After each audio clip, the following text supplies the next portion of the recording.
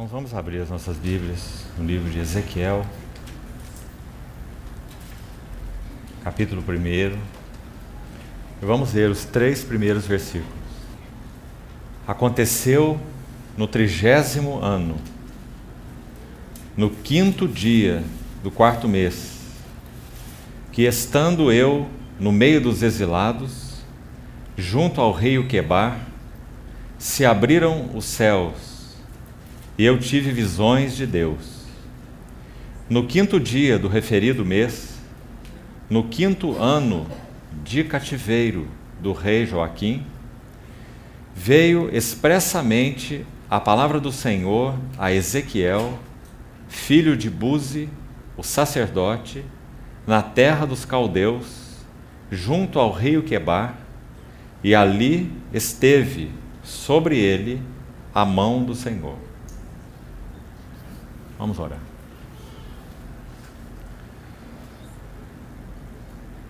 Querido Pai, mais uma vez nós somos gratos por podermos nos reunir como congregação do Senhor. Mais uma vez, levantamos nossos olhos para Ti, suplicando toda a provisão espiritual que precisamos nessa noite, com a Tua palavra aberta diante de nós. Ilumina os olhos do nosso entendimento, para que vejamos com clareza o significado de Tua pessoa, de Tua obra, de Teu chamamento, de Teu serviço. Ajuda-nos e equipa-nos uma vez mais, para compreendermos Tua palavra. Em nome de Jesus, oramos. Amém. Irmãos, desde o primeiro dia, temos destacado aquela frase do Senhor buscando cooperadores, no caso específico ali de Isaías, capítulo 6, versículo 8, chamando aqueles, então, que pudessem cooperar com aquilo que ele tinha no seu coração, e encontrando ali, naquele caso específico de Isaías 6, o profeta Isaías. Depois daquela visão da glória do Senhor ter enchido a mente, o espírito, o coração de Isaías, ter visto aqueles serafins clamando: Santo, Santo, Santo é o Senhor, toda a terra está cheia da sua glória, tendo visto a si mesmo de uma maneira profunda e real, como nunca antes disso, tendo visto aquele anjo que tomou aquela tenaz para retirar aquela brasa do altar e tocar os seus lábios, então ele ouve finalmente essa voz dizendo: a quem enviarei e quem há de ir por nós?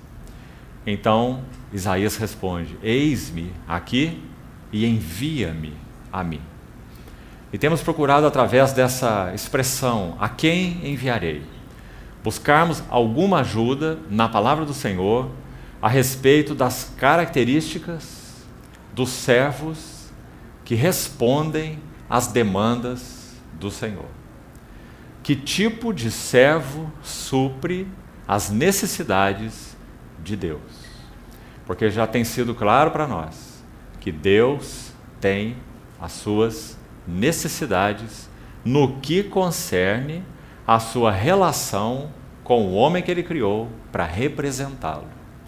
Então há necessidades de Deus que tocam uma necessidade de resposta nossa, para então dele sermos cooperadores nesse chamamento celestial que cada um de nós recebeu da parte do Senhor.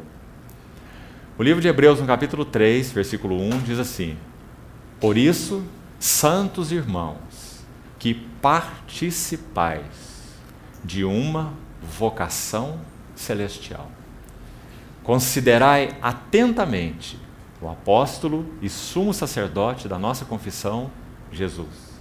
Então nós fomos chamados, cada um de nós, com uma vocação celestial, que nós precisamos reconhecer qual é, termos olhos abertos e, sobretudo, nos oferecermos, eis-me aqui, envia-me a mim, para que sejamos então cooperadores desse propósito eterno e sublime que Deus concebeu em seu coração antes da fundação do mundo. Nunca nossas vidas poderiam encontrar lugar de realização e nem de satisfação, consequentemente, se nós que somos habitados pelo Espírito Santo, pela graça do Senhor, não somos do mundo, nunca nossos corações então encontrariam realização ou satisfação, se não respondermos a esse elevado chamamento. E o que significa isso?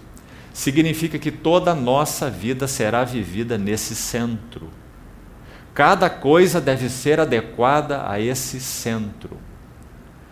Casamento, embora seja parte desse propósito de Deus para nós, ele é algo tão temporário, uma instituição divina tão singular, capaz de expressar nessa terra como nenhuma outra o que Cristo e a Igreja são.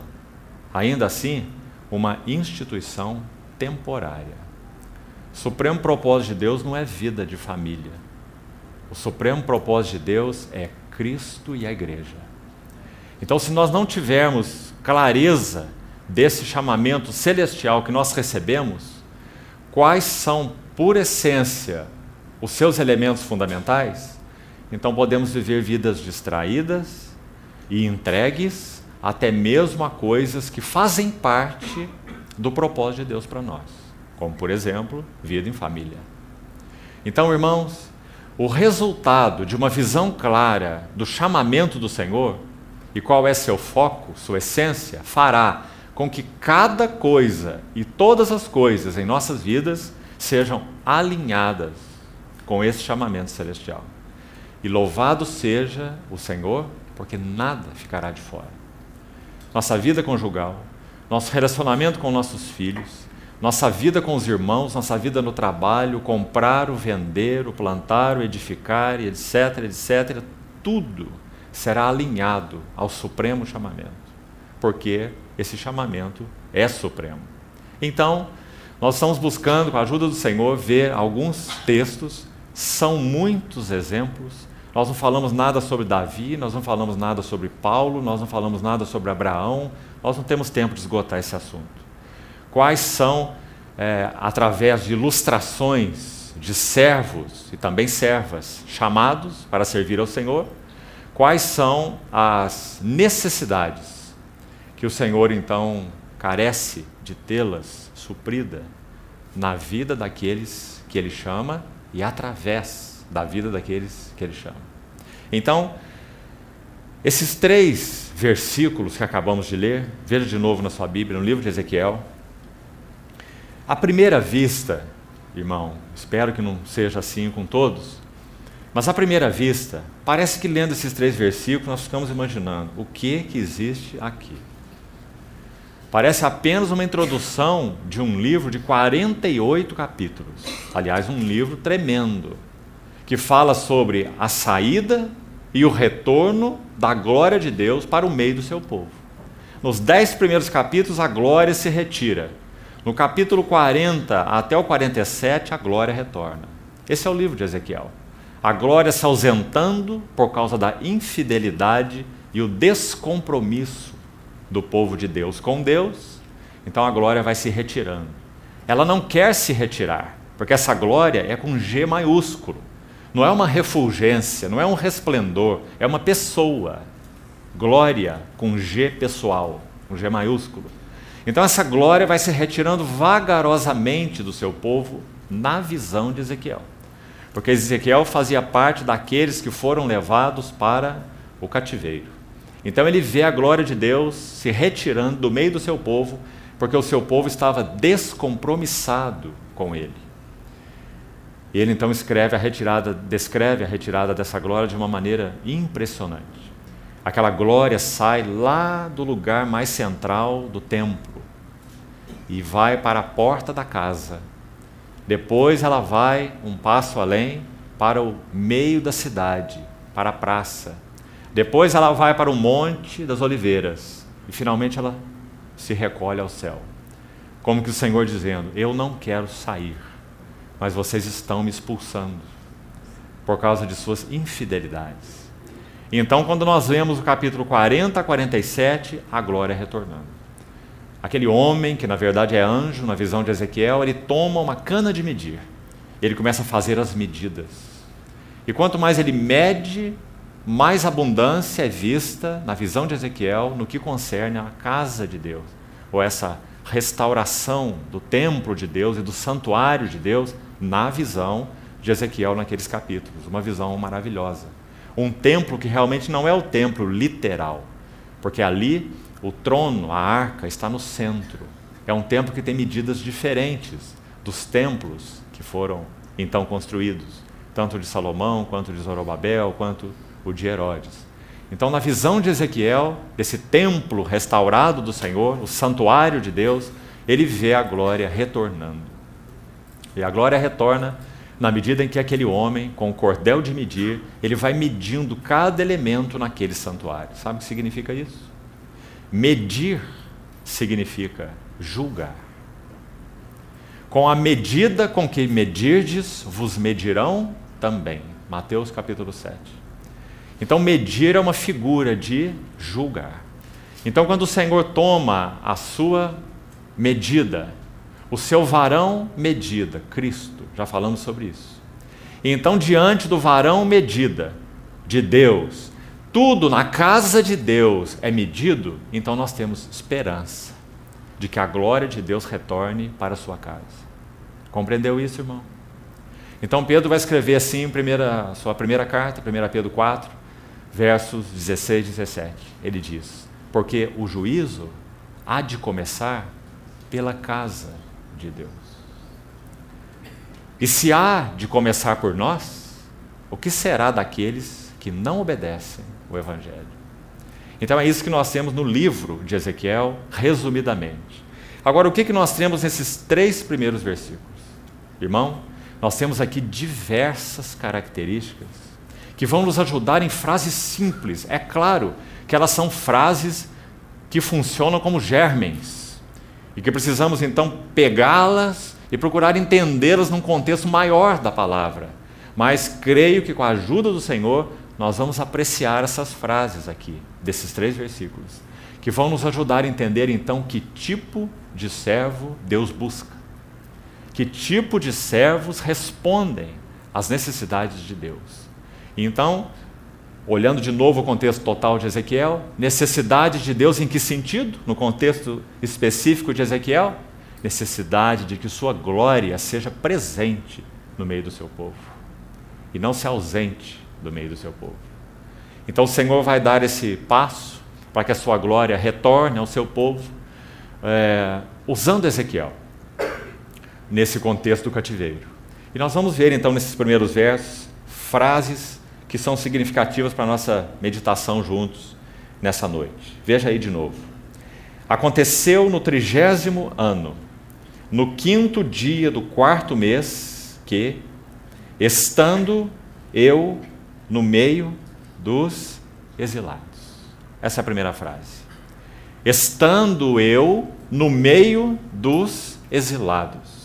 Vamos colocar da seguinte forma: Deus não poderá obter servos que respondem às demandas do seu coração se esses servos e servas não estiverem percebendo o sentido do exílio que temos vivido como cristianismo em geral, no que concerne à glória de Deus. Irmãos, onde está a glória de Deus no meio do seu povo? Onde está o testemunho de Deus no meio do seu povo? Onde está o impacto da igreja em nossa geração? Nós não o vemos. Nossa expectativa é que antes que o Senhor retorne, que haja um testemunho vigoroso do seu nome nessa terra. Para isso há uma necessidade. Nós precisamos nos oferecer para que o Senhor ganhe tudo, absolutamente tudo, que há no nosso coração, em nossas afeições, em nossas prioridades ao redor de nós, para que corra de maneira alinhada com o supremo chamamento do Senhor. Então, estando eu no meio dos exilados, é uma frase germen, coloquemos assim. Mas nós vamos encontrar desdobramentos dela, principalmente no Novo Testamento, que são muito especiais para nós. Vamos lembrar de alguns. O que significa estar eu no meio dos exilados? Sobretudo, percebermos as aflições de Cristo para a edificação da sua igreja. Abra, por favor, Colossenses capítulo 1. Veja o que diz o versículo 24.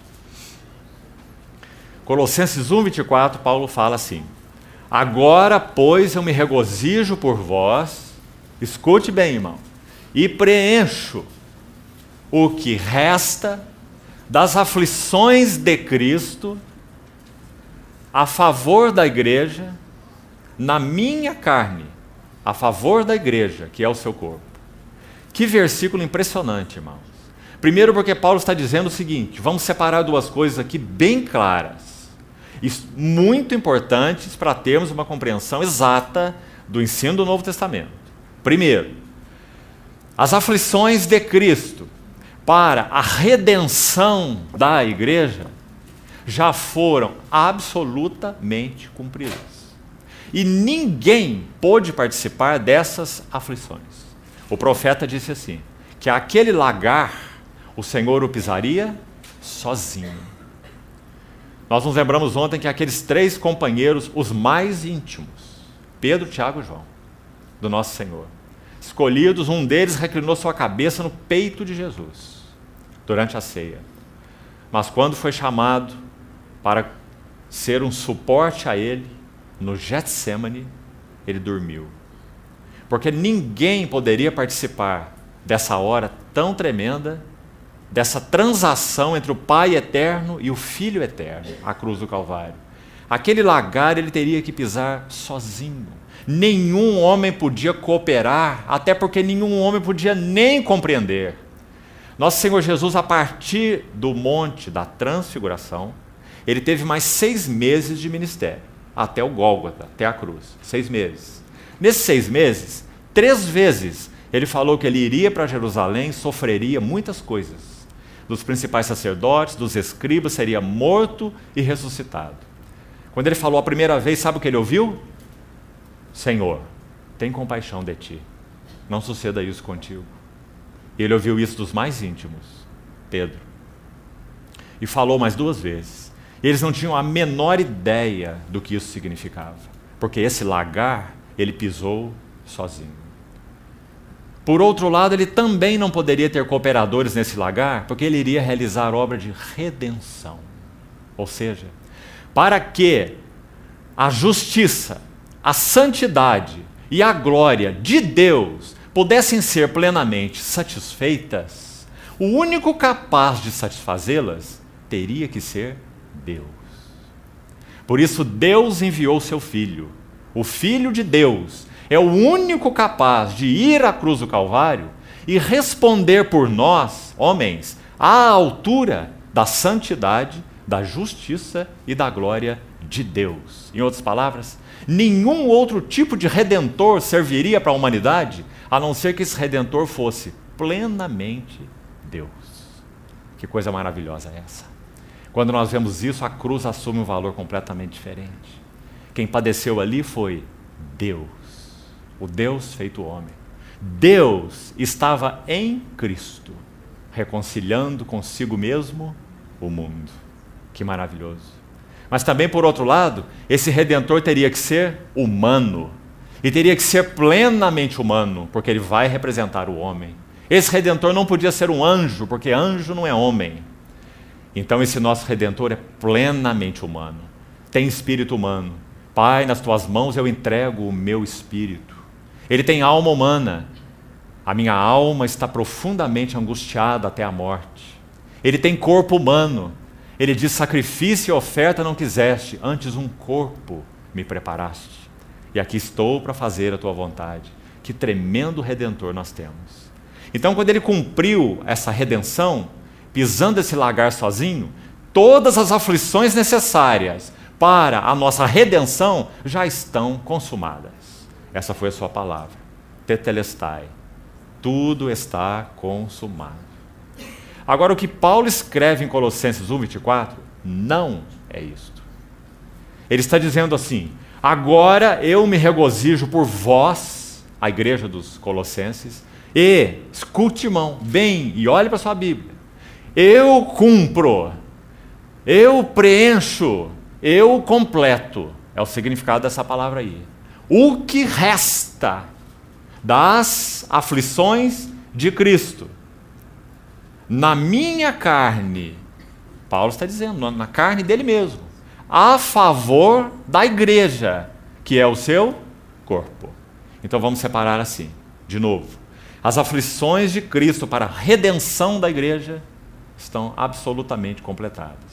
Mas as aflições de Cristo para a edificação e a maturidade da igreja, para esta maturidade, para essa completude, para esse ornar da igreja, esse ataviar da igreja, o nosso Senhor chama colaboradores.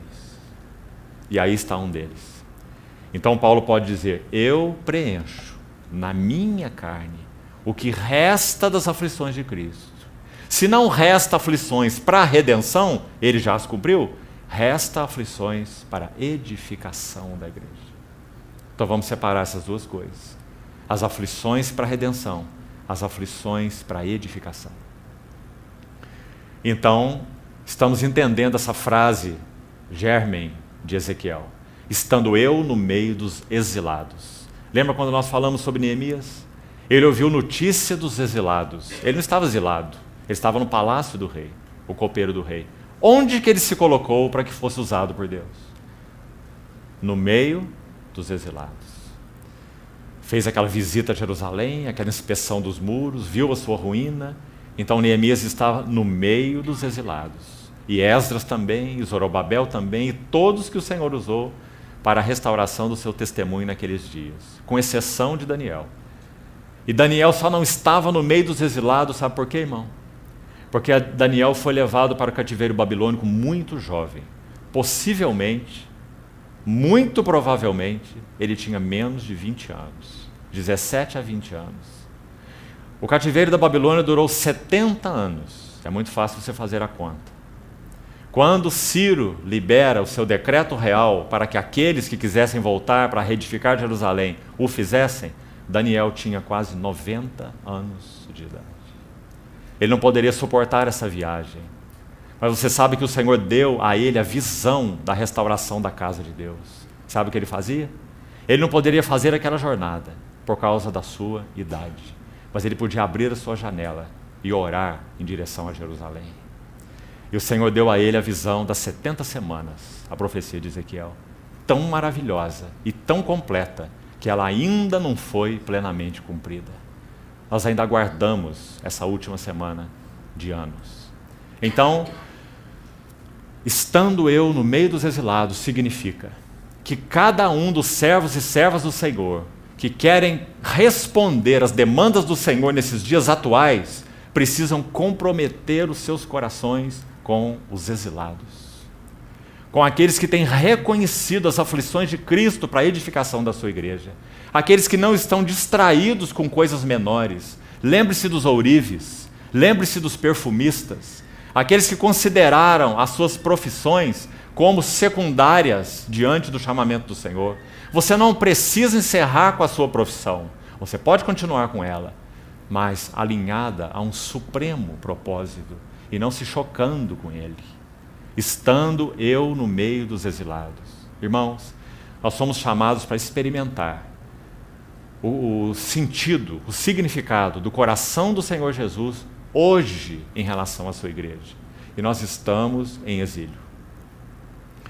Que o Senhor nos dê essa mesma perspectiva, esse mesmo espírito e esse coração, descrito no versículo 24 de Colossenses.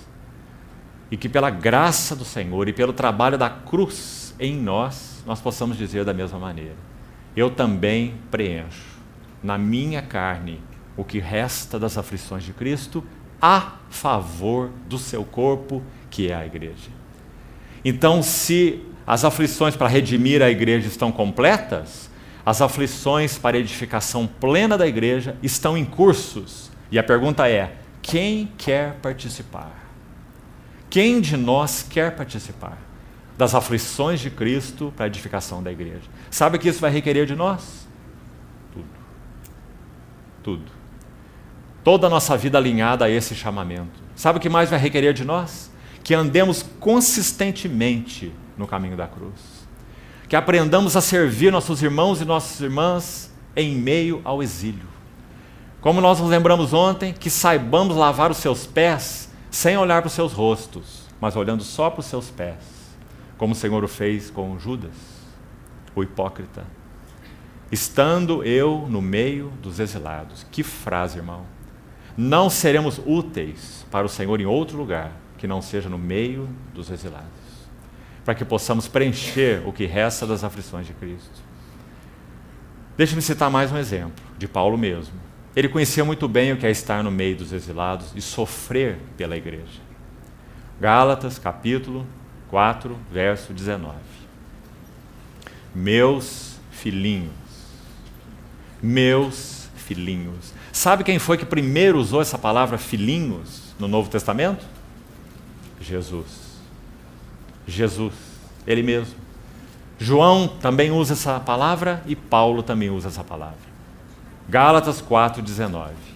Meus filhinhos, por quem eu, escute bem, de novo sofro dores de parto, até que Cristo seja plenamente formado em vós. Então isso significa participar das aflições de Cristo. Irmão, a vida da igreja está tão além da teoria. As necessidades do povo de Deus estão tão além da pura teologia. Como precisamos conhecer o Senhor e conhecer o caminho da cruz, para que as necessidades do Senhor possam realmente ser supridas. Nossas necessidades não são puramente intelectuais. Nossas necessidades são integrais. Nós precisamos comprometer os nossos corações integralmente. Vamos ver alguns versos mais. Colossenses capítulo 1, verso 24, onde você já abriu. Para que sejamos ajudados a entender esse primeiro aspecto, estando eu no meio dos exilados. Depois do verso que já citamos, o verso 24, Paulo diz assim, no versículo 26, que esse sofrimento, essas aflições de Cristo, que ele cumpria ou preenchia, completava na sua carne a favor da igreja ou para a edificação da igreja, em primeiro lugar ela tinha uma fonte. Essa fonte das aflições de Paulo, sabe qual é? Era para revelar, versículo 26, está claríssimo aí, o mistério que estiver oculto dos séculos e das gerações. Que mistério é esse? A palavra de Deus o expõe de uma maneira muito nítida. Grande é este mistério, mas eu me refiro a Cristo e à igreja. Por isso Paulo sofria. Paulo sofria por causa da grandiosidade da visão de Cristo que ele tinha e por causa da necessidade do adorno da igreja. Escute o que ele fala escrevendo agora aos Coríntios. Ele diz assim, 2 Coríntios 11, 2 e 3. Ele diz, eu zelo fala de um ciúme santo, uma carga. Ele diz, eu zelo por vós com um zelo de Deus, porque eu vos tenho preparado para vos apresentar como uma virgem pura para um só esposo, que é Cristo. Esse é o lado positivo. E também tem um lado negativo, logo em seguida aí, o próximo versículo, 2 Coríntios 11, 3. Ele vai dizer, mas eu receio que assim como a serpente enganou a Eva com a sua astúcia, também sejam os vossos corações corrompidos e se apartem. Olha aí outro motivo pelo qual Paulo sofria. Corações de irmãos e irmãs que se apartavam da simplicidade e da pureza que são de Cristo. Você vê, irmão? Bastante motivo de sofrimento. Sofrer porque a glória que é vista ainda não foi alcançada e sofrer por causa dos desvios e das distrações dos irmãos. Esse era Paulo. Irmão, esse é o nosso chamamento se nós queremos cooperar com o Senhor. Sabe por que nós, de maneira geral, não sofremos nem por uma coisa nem por outra? Porque por um lado nós não temos visão e por outro lado nós não temos compromisso. Então que o Senhor nos ajude nessas duas coisas. Estando eu no meio dos exilados. Depois ele falar sobre esse mistério que toca a questão de Cristo e da igreja, ele diz no verso 27 assim: aos quais Deus quis dar a conhecer, aos seus santos, Deus quis dar a conhecer qual seja a riqueza da glória deste mistério entre os gentios. Não apenas entre os judeus, mas a riqueza da glória desse mistério entre os gentios. Isto é, aqui Paulo vai designar esse aspecto do mistério, aqui em Colossenses, desta maneira. Em Efésios ele diz, grande esse mistério, Cristo e a igreja. Em Colossenses ele designa de uma outra maneira nesse versículo e ainda de uma outra no capítulo 2. Aqui ele designa assim, Cristo em vós, a esperança da glória. Sabe o que isso significa? Não apenas Cristo em vós, regenerando o seu espírito. Cristo em vós vos dando nova vida. Estáveis mortos e ele vos deu vida. Mais que isso. Cristo em, aí significa formado em. Já citamos Gálatas 4,19. Meus filhinhos, por quem sofro as dores de parto, até que, então era algo que não estava cumprido ainda, até que Cristo seja formado em vós. Se isso já fosse fato, Paulo não precisava sofrer. Mas ele sofria. E por que ele sofria? Porque ali havia uma igreja que ele amava, dentre tantas. Mas havia um particular naquela igreja. E que estabelecia um particular na relação de Paulo com as igrejas da Galácia. Sabe qual é? Eles demonstraram amor a Paulo de uma maneira muito, muito especial. Irmãos, aqueles eram todos pagãos e cegos. Paulo entrou na Galácia e pregou o evangelho. E pregou o evangelho numa tal clareza, como pela graça do Senhor ele sempre o fazia. E aqueles irmãos receberam o Senhor Jesus. Então ele vai dizer assim no capítulo 3 de Gálatas, ó Gálatas insensatos. E vai perguntar para ele, como vocês estão desviando do evangelho que receberam, sendo que diante dos vossos olhos foi Cristo exposto como crucificado. Tal foi a clareza com que eles receberam o evangelho que Paulo pregou. O evangelho anunciado com clareza e recebido com clareza. Mas agora sabe o que eles estavam fazendo? Começaram no espírito e estavam se aperfeiçoando na carne. Guardando dias e meses e festas e anos e regras dietéticas e alguns sendo tentados a se circuncidar. Se não vos deixar de circuncidar, Cristo de nada vos aproveitará. Alguns diziam assim, né? E Paulo disse o contrário. Se vos deixardes circuncidar, Cristo de nada vos aproveitará. Porque o fim da lei é Cristo. Então ele sofreu por aquelas igrejas. E ele diz assim, eu sou testemunha de que vocês teriam arrancado os seus próprios olhos para me dar. Você vê o amor deles por Paulo? Porque você sabe, possivelmente, isso não é bíblico, isso é histórico, provavelmente Paulo tinha uma enfermidade infecciosa nos seus olhos. Muito comuns naqueles viajantes como ele, que viajava quilômetros e quilômetros naquelas estradas em lombo de animal ou a pé, as estradas empoeiradas, exposto a um sol terrível. Então era frequente essa enfermidade nos olhos. Então Paulo diz, eu sou testemunha, vocês teriam arrancado os seus olhos para me dar. Vede que grandes letras eu vos escrevi de próprio punho. Possivelmente ele tinha realmente um problema na vista, uma doença na vista. E esses irmãos o amavam tanto. Então quando ele vê esse desvio, ali está Paulo sofrendo. Você vê, irmão, antes ele era um furioso. Atos 9 descreve Paulo como um touro bravo. Você já viu lá? Diz assim que ele respirava morte e ameaça contra os discípulos. Um touro bravo. Se você estudar na língua original essa palavra respirava ameaças e morte, a ideia é essa mesmo. É como aquele touro bravo que está com as suas ventanas bem abertas, passando a pata no chão assim para atacar. Esse era o Saulo de Tarso. Ele saiu de Jerusalém com cartas para prender os discípulos de Damasco, levá-los manietados. Então, no meio do caminho, a mesa é virada. Ele vê a glória do Senhor Jesus. E ele fala, quem és tu, Senhor? Eu sou Jesus, a quem tu persegues. E você saberá o quanto importa sofrer pelo meu nome. E por que ele sofreu? Em primeiro lugar, por causa da visão espiritual. Abra, por favor, comigo em Daniel capítulo 10. Daniel capítulo 10.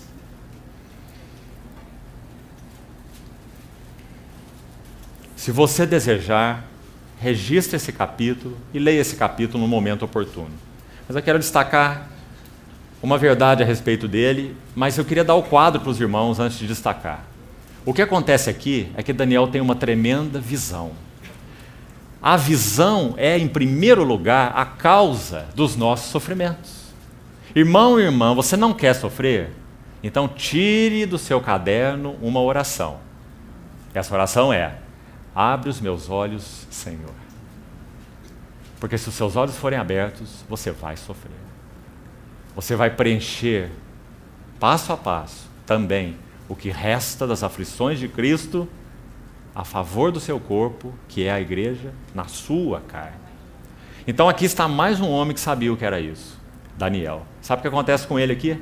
Ele tem uma visão gloriosa de Deus nessa figura humana. Esse homem que ele descreve aí, às margens do rio Tigre, onde ele tem uma visão maravilhosa. Mais ou menos como a visão de João no livro de Apocalipse. E o que acontece com João, com Daniel, é, em linhas gerais, o mesmo que aconteceu com João.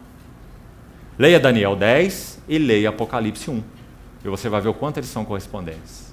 Então, no versículo 6, 5, Daniel vai dizer: eu levantei os meus olhos e olhei, e eis um homem vestido de linho, cujos ombros estavam cingidos de ouro puro de Ufaz. O seu corpo era como berilo, o seu rosto como um relâmpago, os seus olhos como chamas de fogo. Lembra-se de João? O João descreve da mesma maneira. Então, essa é a visão, em resumo, de Daniel, descrita aí, não precisamos ler o resto. Veja, os seus pés brilhavam como bronze polido, o mesmo que João descreveu, sua voz como voz de estrondo de muita gente, o mesmo que João falou. Então as visões são extremamente correspondentes. Agora veja o significado, vamos resumir para podermos avançar. Sabe o que acontece com Daniel depois que ele tem essa visão? A palavra está no verso 9, parte final. Caí sem sentido, rosto em terra. Isso significa desmaiado. Então, no versículo 10, algo começa a acontecer. Ele diz: eis que certa mão me tocou. E aí você vai ler e olhar o quadro, formar o quadro aí na sua mente, e você vai ver que Daniel é levado por esse homem que o toca a se colocar de joelhos e apoiado nas palmas das mãos. Ou seja, ele estava de 4 no chão, porque antes ele estava desmaiado. Então, quando esse homem, essa certa mão, o toca, ele se coloca nos joelhos e nas palmas das mãos. E esse homem começa a falar com ele. Então, ele se levanta tremendo. Você vai encontrar isso também aí no final do versículo 11. Eu me pus de pé tremendo. Você pode fazer o quadro na sua mente? Primeiro ele tem aquela visão, e então ele cai como morto, como João também descreve em Apocalipse. Depois ele é tocado e se apoia sobre o joelho e a palma das mãos, de 4. Depois ele se põe em pé, mas ele mal consegue se sustentar. Ele diz, tremendo. E aquele homem vai falando com ele, palavras tremendas. E sabe o que ele faz? Ele quer reagir, ele quer interagir, mas ele não consegue. Então aquele homem vai falando com ele, ele diz assim, eu voltei meu rosto para a terra e me calei. Ele não conseguia responder. Aí aquele homem toca nos seus lábios, e aí ele começa a falar. Muito interessante. E 2 vezes esse homem fala para ele assim, Daniel, tu és um homem muito amado. Muito amado. Louvado seja o Senhor. Aquele que foi levado para a Babilônia e não corrompeu o seu coração. Aquele que guardou-se para o Senhor e para o seu supremo propósito. Aquele que buscou entender. Veja aqui o versículo 12. Então me disse, não temas, Daniel, porque desde o primeiro dia em que aplicaste o coração a compreender e a humilhar-te perante o seu Deus. Oh, irmãos, quantos princípios para nós. Nós não somos chamados apenas para compreender, nós somos chamados para compreender e nos humilhar. Porque se nós não nos humilharmos, o Senhor não fará nada no meio de nós. Nada. O Senhor não está buscando cabeças grandes. O Senhor está buscando joelhos dobrados. Para compreender e para se humilhar. Então diz assim, foram ouvidas as tuas palavras, e por causa, que maravilhoso, irmão, você está vendo?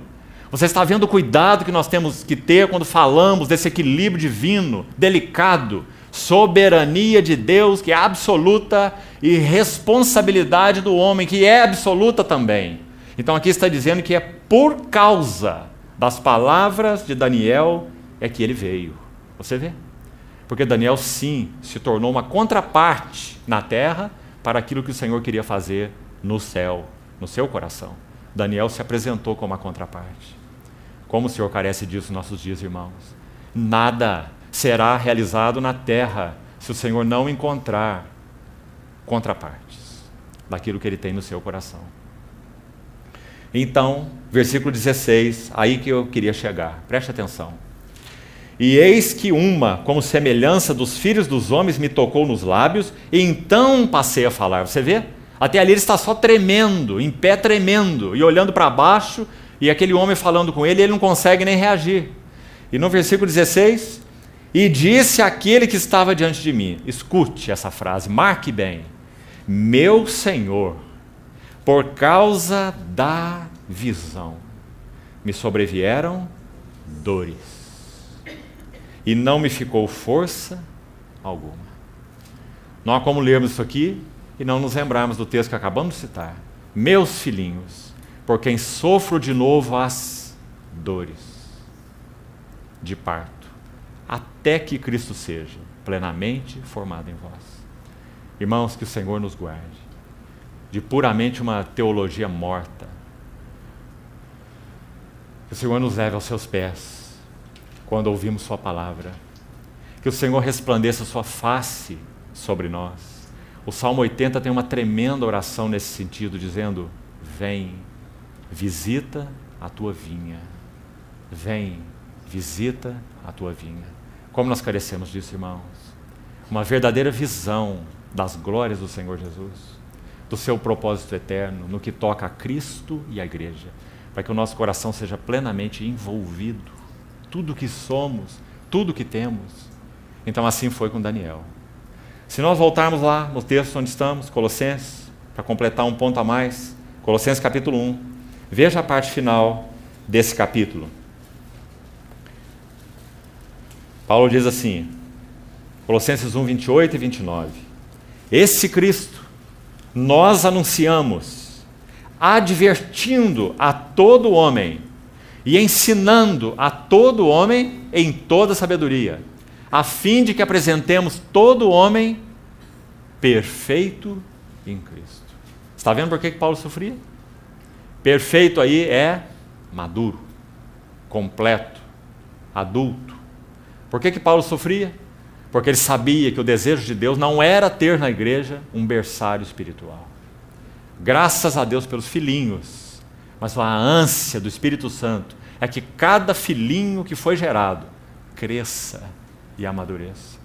E não seja um menino agitado de um lado para outro e levado ao redor por todo vento de doutrina, mas seguindo a verdade em amor, cresça em tudo, naquele que é o cabeça, Cristo. Porque o Senhor Jesus não fará bodas com uma noiva menina. Ele fará bodas com uma noiva adornada. Então, o versículo 29 conclui assim, para isso é que eu também me afadigo. Está vendo o resultado de visão, irmão? Então, se nós não queremos sofrimento e não queremos nos afadigar para a edificação uns dos outros, não oremos por luz, não oremos por visão, para que não sejamos levianos. Mas, amados, nunca o nosso coração vai se realizar se nós não orarmos por visão. Porque nós fomos chamados pelo Senhor, somos habitados pelo Espírito Santo, para que tenhamos plena visão do nosso chamamento. Para o que nós fomos chamados. Então, esse é o sentido de estando eu no meio dos exilados, e aí já avançamos mais um pouco para outras frases contidas ali. A próxima, vamos abrir lá em Ezequiel, veja qual é. Se abriram os céus e eu tive visões de Deus. Você viu agora a correspondência dessas coisas? Como nós vimos em Daniel, como citamos a respeito de Paulo, como falamos a respeito de João, todas as vezes que uma genuína visão espiritual é capturada por nós com a ajuda do Senhor, a visão da palavra, a visão aberta pelo Espírito, a visão de Cristo da igreja, a visão do supremo propósito de Deus, a visão do nosso chamamento, só há uma, irmão. Não há discordância nessas visões. Não há outro mistério que não seja Cristo e a igreja. Não há outro chamamento que não seja o chamamento celestial. Não há outro propósito do Espírito Santo ter vindo a essa terra, senão ornar e adornar uma noiva para Cristo. Então, na medida que essas coisas vão deixando de ser teoria, intelectuais, ou mesmo palavras da Bíblia para nós, e vão capturando o nosso coração, isso é resultado de visão celestial. Visão celestial nos deixa sem opção. Se nós pudermos negociar a visão, ela não é visão nenhuma. Visão não é negociada, porque a visão captura o nosso coração. Paulo, por causa da visão, disse assim: ai de mim se eu não pregar o Evangelho. Por causa da visão ele sofreu, por causa da visão ele pagou o preço. Ele não queria fazer isso, mas por causa dos fracos coríntios, que receberam tanta ajuda dele, mais do que isso, foram gerados por ele em Cristo. Ele disse: vocês podem ter muitos preceptores em Cristo, mas não podem ter muitos pais. Eu vos gerei em Cristo, ele disse para os coríntios. E agora o que estava acontecendo? Os coríntios estavam sendo enganados. Havia perseguidores nesse ministério maravilhoso de Paulo, que de alguma maneira estavam enciumados da maneira como o Senhor trabalhava através de Paulo. Então eles acompanhavam Paulo, denegrindo de muitas maneiras. Então eles tinham também infectado os coríntios. E eles chegaram a dizer assim: as cartas dele são fortes, mas a presença pessoal dele é fraca e a palavra é desprezível. E ele ouviu isso e escreveu isso na carta, que ele estava consciente disso. Então ele disse para os coríntios assim: examinai-vos a vós mesmos, provai-vos a vós mesmos para ver se estáis na fé, se é que já não estáis reprovados. Escreveu carta tão forte, por outro lado, tão amorosa. E quando ele escreve a sua segunda aos Coríntios, no capítulo 11, sabe o que ele faz? O que ele nunca desejaria ter feito. Ele tem que descrever para eles como que um currículo do ministério dele. Aí ele vai dizer: eu sofri naufrágio 3 vezes e estive na voragem do mar. É assim que ele descreve o seu currículo, que se fosse apresentado hoje em qualquer escola de teologia, seria reprovado. Esse é o currículo de Paulo. Eu recebi 5 vezes uma quarentena de açoites, menos um dos judeus. Não há ninguém que se escandalize que eu não me inflame. Há algo que pesa sobre mim diariamente, a preocupação com todas as igrejas. Ah, irmãos, esse é o resultado da visão celestial. Para isso nós fomos chamados, que o Senhor nos ajude. Nós vivemos vidas, de modo geral, tão medíocres, tão centradas em nós mesmos. Nosso mundinho, nossa vidinha, nosso empreguinho, nossa casinha e nossa familhinha. Que o Senhor nos guarde, irmãos. Nós somos chamados para tanto mais. Vivermos uns para os outros, uns com os outros, edificando uns aos outros, falando uns aos outros.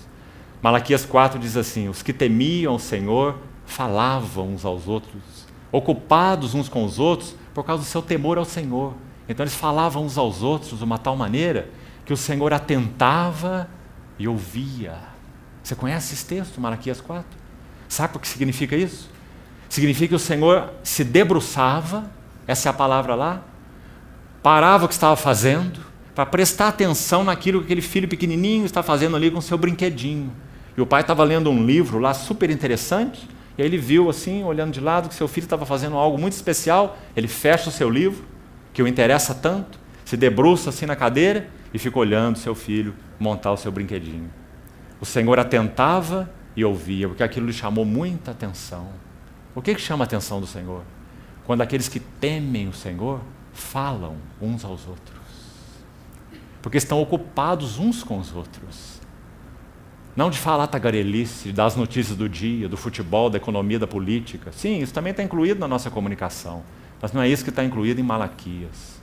Eles falavam a respeito do seu temor ao Senhor. Então eles edificavam uns aos outros, eles cuidavam uns dos outros. E diz: o Senhor atentava e ouvia, e mais do que atentava e ouvia.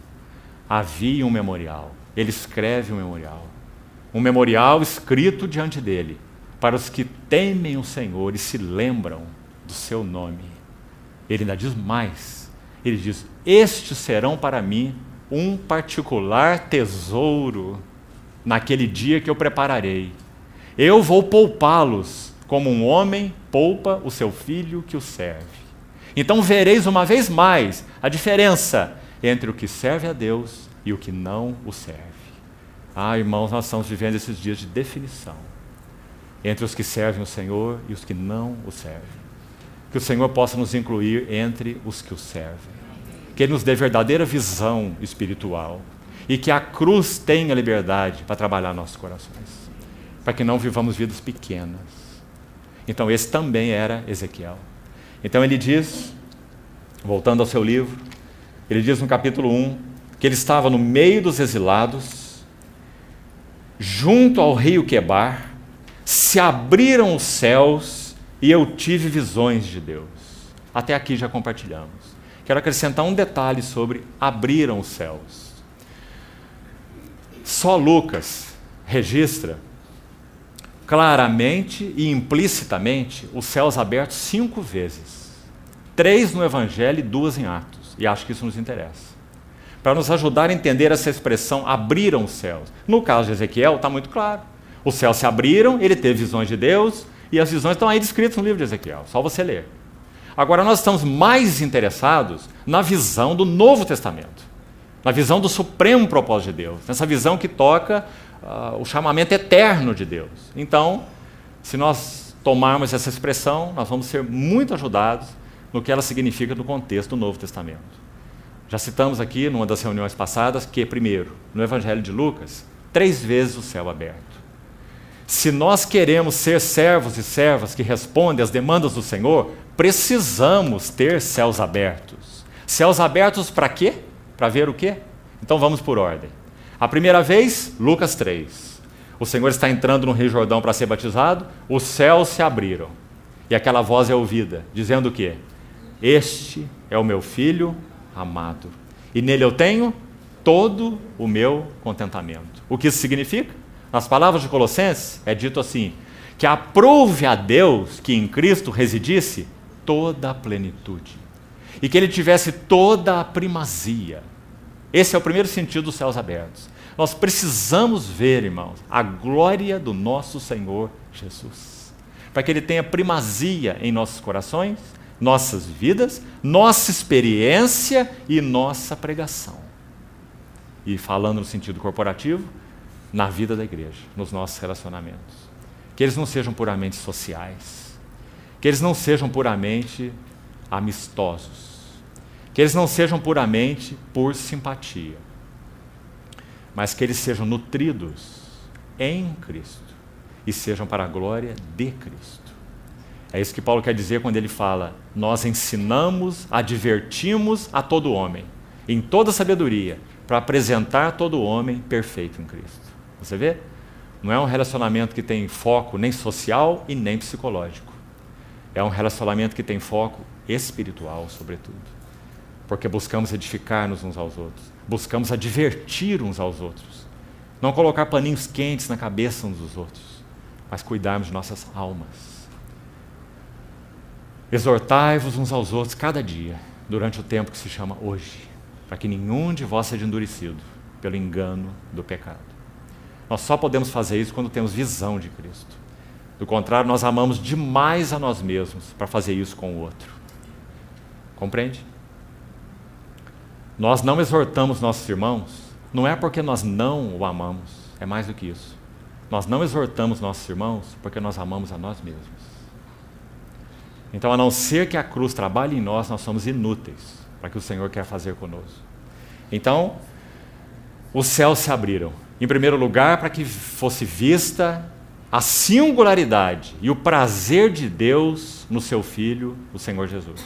Depois, a segunda vez, no Monte da Transfiguração, a mesma coisa. Mas agora há um acréscimo.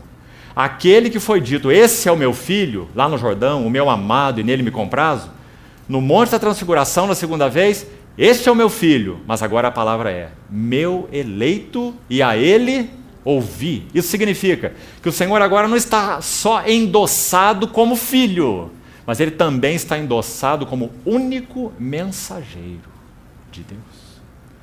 este é o meu filho e é o meu eleito e a ele ouvi. Então cuidado com Moisés, cuidado com os profetas. Leia Moisés, leia os profetas e veja Cristo, porque senão você não viu nada. Você pode abrir o livro das profecias e só ver profecias, e você não viu nada. Você ainda vai brigar por causa delas, com os outros irmãos. Então esse é o sentido da segunda voz, a segunda vez que o céu se abre. Este é o meu eleito, a ele ouvi. Terceira vez, citamos também, está lá no último capítulo de Lucas, no 24. Os céus se abriram, agora sem voz nenhuma, mas os céus se abriram para receber aquele que foi ascenso a partir de Betânia, no Monte das Oliveiras. Então o que nós precisamos ver aí? O Senhor Jesus ascenso e entronizado. O livro de Hebreus vai rasgar isso para nós em 13 capítulos. Hoje de manhã compartilhamos um pouco, 4 vezes. O livro de Hebreus diz, ele está sentado à destra do trono da majestade nas alturas. Cada vez que é citado tem um contexto diferente, mostrando o que ele está fazendo ali. O grande sumo sacerdote que vive para interceder por nós. Então, amados, a teologia, a teoria, a palavra está ali no livro de Hebreus, tem 13 capítulos. Mas nós precisamos mais do que lê-la. Nós precisamos daquilo que Paulo chamou, orando pelos Efésios, de Deus vos conceda, no seu conhecimento, espírito de sabedoria e de revelação. Do contrário, vão ser só letras. Você pode aprender e pode até ensinar, mas não serão vida, não irão edificar. Então o significado de céu aberto significa que algo da realidade do Senhor é realmente tocada, não é apenas conhecida intelectualmente, mas ela é capaz de consumir nosso coração, constranger o nosso coração, amarrar o nosso coração e levar cativo. Então Daniel vai dizer, por causa dessa visão, me sobrevieram dores, e não restou em mim força alguma. Você vê? Irmãos, reservadas as proporções, nós também precisamos desse impacto da visão em nossas vidas. Para que a palavra de Deus deixe de ser apenas letra na Bíblia e passe a ser realidade em nossos corações. Esse é o impacto da visão. Então, essas são as 3 vezes no Evangelho de Lucas. Capítulo 3, capítulo 9, capítulo 24. Agora há 2 vezes mais muito interessantes no livro de Atos. Quem escreve Atos é Lucas mesmo. Nós temos certeza disso. No capítulo 7 de Atos, o céu se abre a primeira vez. Quando Estevão está sendo apedrejado. Então Estevão vai dizer assim, Atos 7, a partir do versículo 50, para você conferir. Estevão vai dizer, eu vi o céu aberto, e o Filho do Homem de pé para receber aquele mártir, o primeiro mártir na história da igreja, Estevão, o diácono. Os céus abertos e o Filho do Homem de pé. O que isso significa? Estevão viu algo da glória do Senhor Jesus, não apenas no sentido da glória daquele que está entronizado, mas na glória daquele que estava em uma relação direta e orgânica com a igreja. Por isso Estevão o apresenta de pé. O Senhor Jesus é mostrado em todos os lugares no Novo Testamento assentado, em um lugar em pé, quando Estevão o vê quando estava sendo apedrejado. E lá João no Apocalipse descreve também aquele cordeiro de pé no meio do trono, mas ali na figura do cordeiro. No que se refere especialmente ao Senhor Jesus, Estevão o vê de pé para o receber. Mas há uma outra vez que o céu se abre em Atos, sabe onde é? Capítulo 10. Quando Pedro está orando e sobrevém-lhe um êxtase. Então ele vê o céu aberto. E aquele lençol que descia do céu, preso pelas 4 pontas. E dentro do lençol toda sorte de aves, quadrúpedes e répteis e animais imundos. E a voz que dizia, Pedro, levanta, mata e come. Qual o significado daquela visão? De modo resumido, ali estava a igreja. Então quando o céu se abre em Atos capítulo 7, o que Estevão vê? Cristo. Cristo glorificado. Quando o céu se abre em Atos 10, o que Pedro vê? A igreja. Por quê? Grande é esse mistério, mas eu me refiro a Cristo e à igreja. Então, em que sentido o Senhor quer abrir os céus para nós? Para nos mostrar o quê? Cristo e a igreja. Estevão viu a Cristo, Pedro viu a igreja. Então, que o Senhor também nos ajude a focarmos os interesses do nosso coração. Onde estão os interesses do coração do Senhor? O coração do Senhor não está em nenhum outro lugar, senão em Cristo, este é o meu Filho amado, e na igreja. E que o Senhor conserve-nos focados nesse que é o seu supremo propósito. Então esse é o versículo 1. Estando no meio dos exilados, se abriram os céus e eu tive visões de Deus. 3 frases, você vê a beleza delas? Mas ainda diz mais. No 5º dia do referido mês, no 5º ano de cativeiro do rei Joaquim, veio expressamente a palavra do Senhor a Ezequiel. Então aqui está outra frase que nos interessa. Veio expressamente a palavra do Senhor a Ezequiel. Aí se você buscar estudar essa palavra expressamente para ver o sentido dela, ela tem 2 sentidos complementares e de muito valor para nós no que concerne a essa questão dos encargos de Deus e desse chamado que temos para participar das aflições de Cristo, para a edificação da igreja. Essa palavra que veio expressamente a Ezequiel significa 2 coisas. Primeiro, é uma palavra pessoal.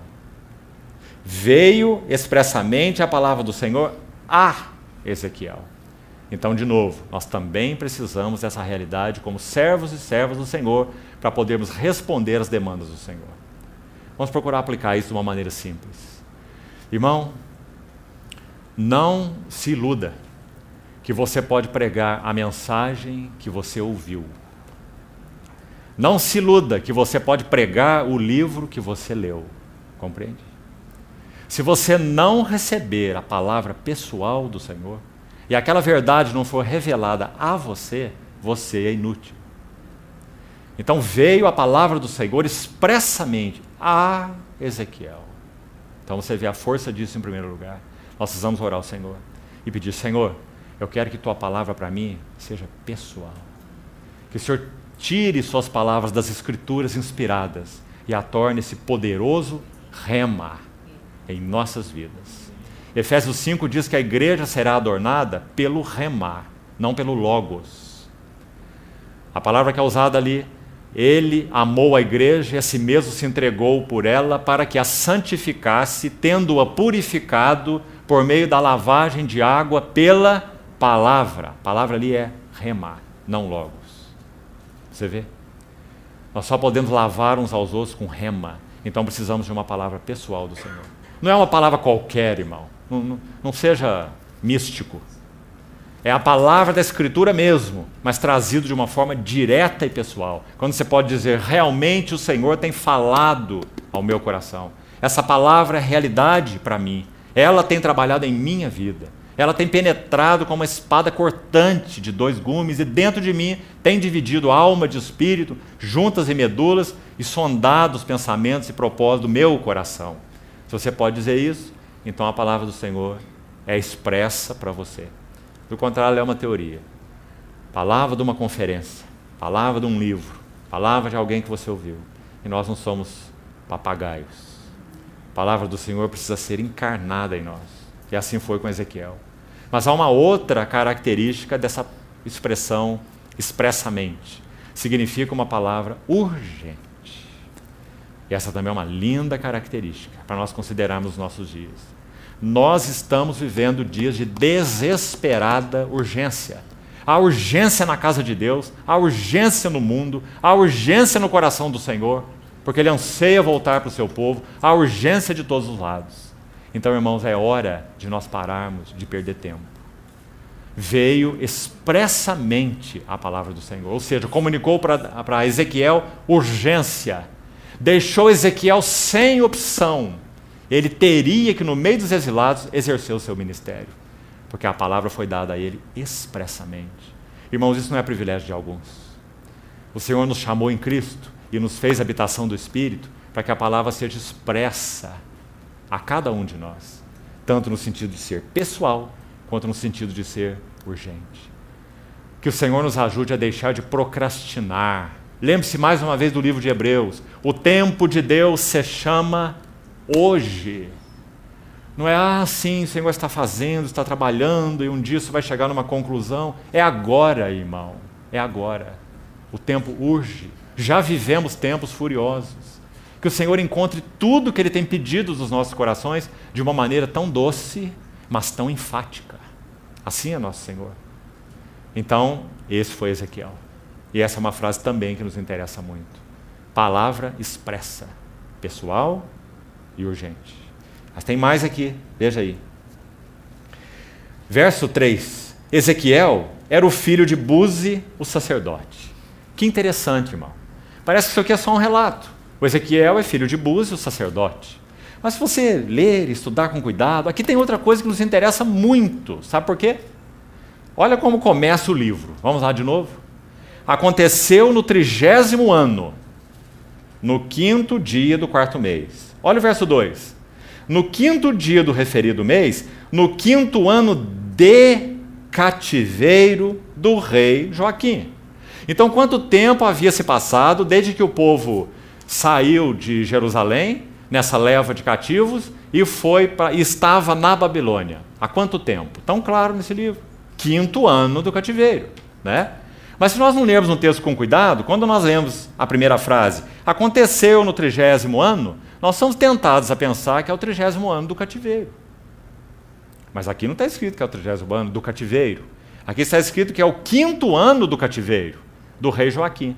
Aí se você for estudar, não vamos fazer isso, íamos levar tempo, mas é muito instrutivo. 2 Crônicas 36. 2 Crônicas 36. Resumidamente, o que ensina para nós lá é o seguinte. O primeiro rei que foi levado cativo para a Babilônia foi o Jeoaquim. Jeoaquim. Foi levado cativo. No seu lugar foi colocado o seu filho, que se chama Joaquim. E ele permaneceu reinando ali só 3 meses e 11 dias. Só isso. 3 meses e 11 dias. Quase nada. Então, Nabucodonosor vai de novo contra Jerusalém e leva o Joaquim. Ou seja, o Joaquim é o marco do início do cativeiro. Porque, na verdade, o primeiro povo que foi antes dele foi 3 meses antes, com o pai dele, com o Jeoaquim. Compreendeu? Então, quando Ezequiel usa esse marco e coloca assim, 5º ano do cativeiro do Joaquim, significa, faz 5 anos que o povo está cativo na Babilônia. Então, muito claro, baseado em 2 Crônicas 36. Então, depois que o Joaquim vai, 3 anos, 3 meses e 11 dias apenas, ele reina ali e é levado cativo. Depois, no lugar dele é colocado Zedequias, esse é mais conhecido, e vem Nabucodonosor de novo, e depois de 11 anos, ele reina mais tempo, 11 anos em Jerusalém, e vai Zedequias também cativo. Nabucodonosor leva, então, cativos em 3 etapas, com Jeoaquim, com Joaquim e com Zedequias. Então, vimos, esse Joaquim marca o início do cativeiro. Então, 5 anos de cativeiro havia quando Ezequiel entrou aí nesse processo. Então, o que ele quer dizer com aconteceu no 30º ano? Sabe que essa frase aqui não tem sentido? Que 30º ano é esse? 30º ano do quê? Da vida de Ezequiel. Por que isso nos interessa?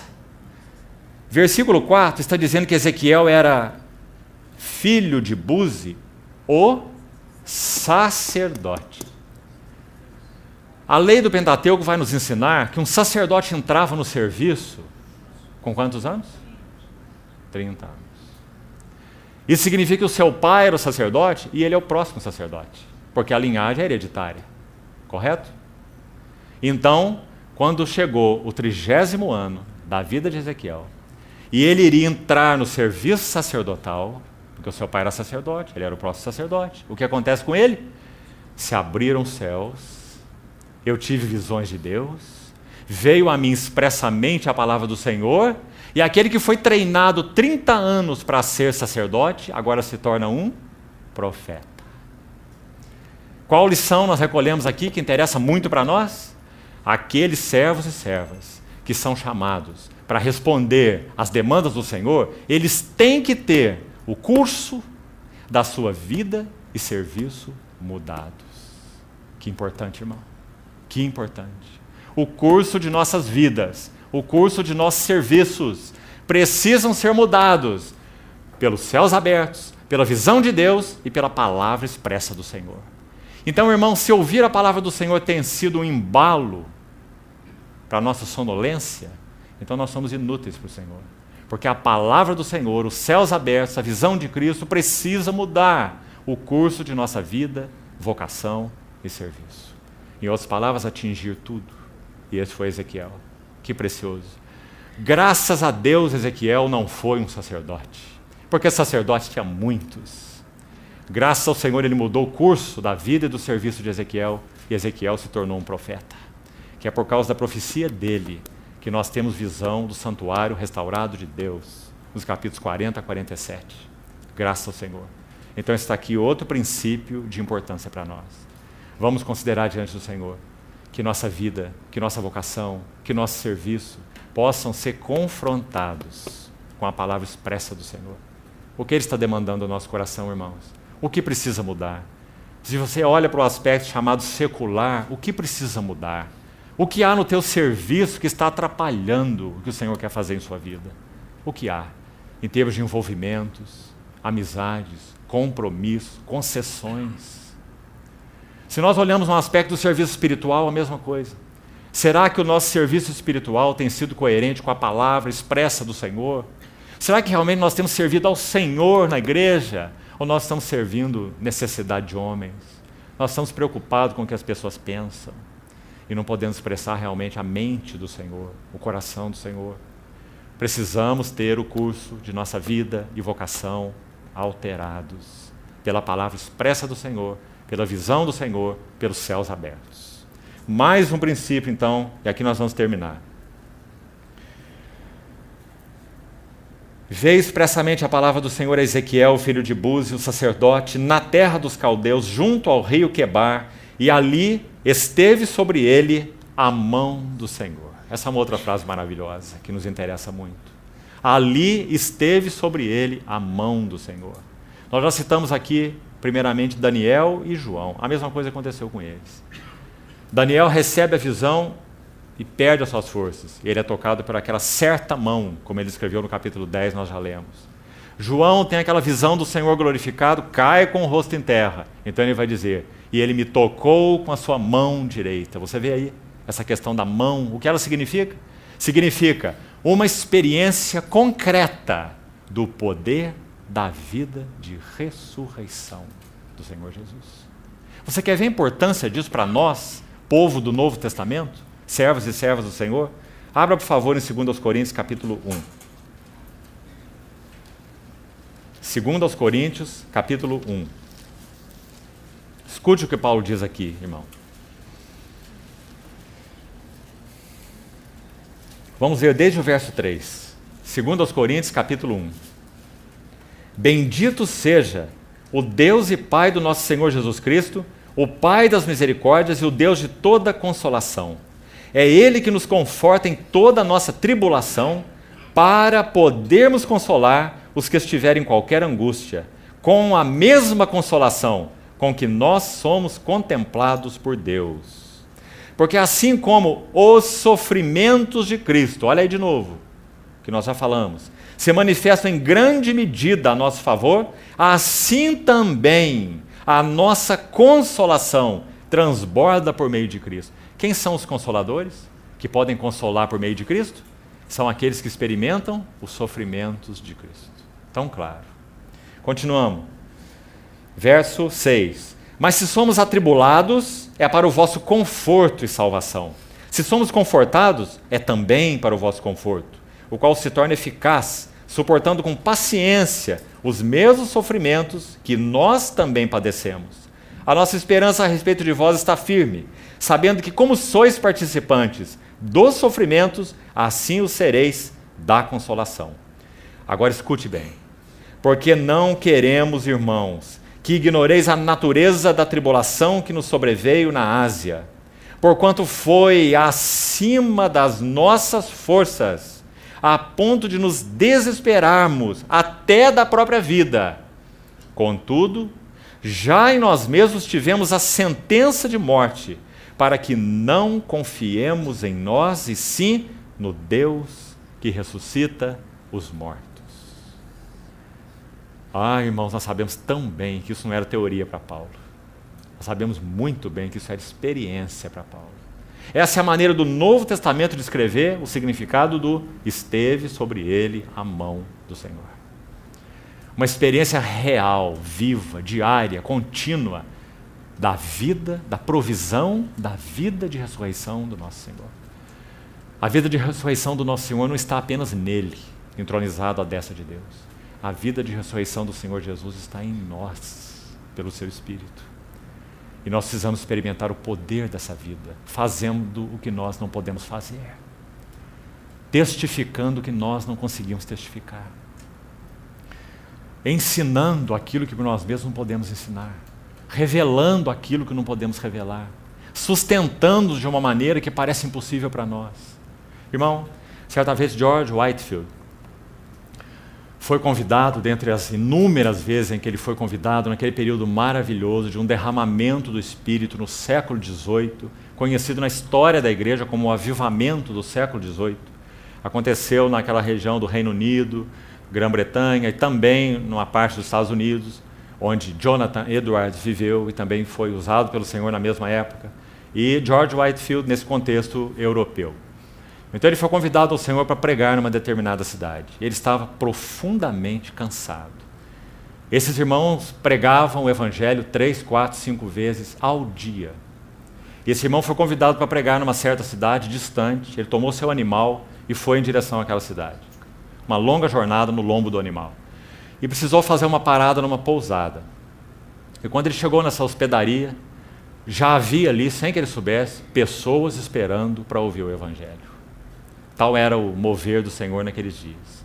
E quando ele chega naquela pousada, aquelas pessoas estavam ali, ele diz assim para elas: eu estou acabado, eu não consigo pregar, eu estou extremamente cansado. Então ele tomou uma vela, colocou lá no castiçal, acendeu essa vela e começou a subir as escadas para ir para o seu aposento, repousar, para no dia seguinte seguir a viagem. Quando ele subiu a metade das escadas, ele parou. Ele virou para aqueles que estavam reunidos ali e começou a pregar. E ele pregou até que a vela foi consumida ao todo. E quando a vela foi consumida, ele subiu ao seu aposento, deitou e partiu para o Senhor. Aquela vela consumida fala da vida de George Whitefield, que foi completamente gasta para que outros pudessem ter a luz do Senhor. Ele estava esgotado, mas sobre ele estava o poder da vida de ressurreição do Senhor Jesus. E aquelas pessoas puderam ouvir o Evangelho pela última vez, através desse vaso do Senhor. Irmãos, que o Senhor nos ajude, para que nós tenhamos essa experiência real. Esteve sobre ele a mão do Senhor. Senhor, encontre caminho em nós para nos equipar, irmãos, que sejamos servos e servas capazes de responder às demandas do Senhor nesses dias do fim. Se o sal se tornar insípido, para nada serve, senão para ser lançado fora e pisado pelos homens. Vós sois a luz do mundo. Não se pode esconder uma cidade edificada sobre o monte. Que o Senhor constranja os nossos corações, que Ele encontre mais espaço em nós, que Ele ganhe tudo que há em nós. Me permita repetir uma frase que eu já citei aqui, de um irmão chamado Henry Martin. Em ti, ó meu Deus, não há engano. Eu nunca terei de me arrepender de ter te amado tanto. Que o Senhor ganhe os nossos corações. Vamos orar.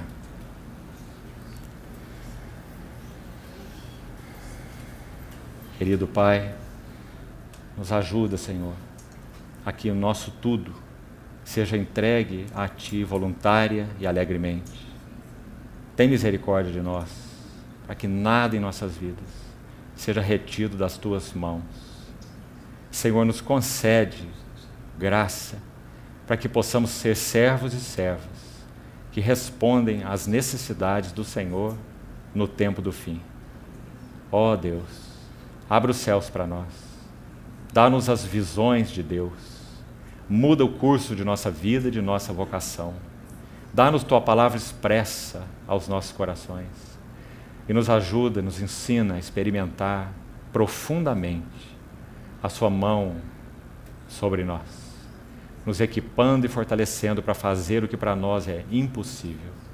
Somos teus, Senhor, e queremos ser totalmente teus. Em nome de Jesus, continue falando ao nosso coração, te pedimos, Senhor. Resgata e reivindica para ti, tua igreja nesses dias, te pedimos. Em nome de nosso Senhor oramos. Amém.